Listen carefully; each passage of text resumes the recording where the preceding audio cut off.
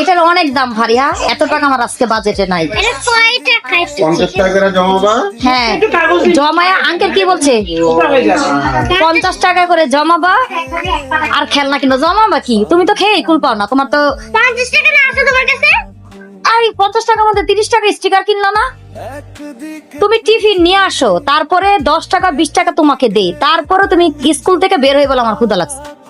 এত খাইলে খেলনা কিনবা কিভাবে? ওইটা এটা কিনবো না, আমি এটা কিনবো। এটা অনেক দাম, এখন তো 30 টাকা দিয়ে স্টিকার হয়ে গেছে। এটা কি জিনিসটা দেখাও তো তুমি। এটা বিরাট, অনেক কিউট, হাত দিয়ে ধরো, আমার তো এটা ধরতে ভালো লাগতেছে। হ্যাঁ আমার ধরতে ভালো লাগছে। এই যে নিচে বল, হ্যাঁ এটা জিনিসটা ধরতে অনেক মজা না।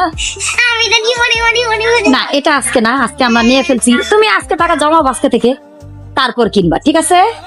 আমি এই স্টিকার নিব না, এটা নিব। আরে বাবা এটার অনেক দাম। এটার দাম কত ভাই?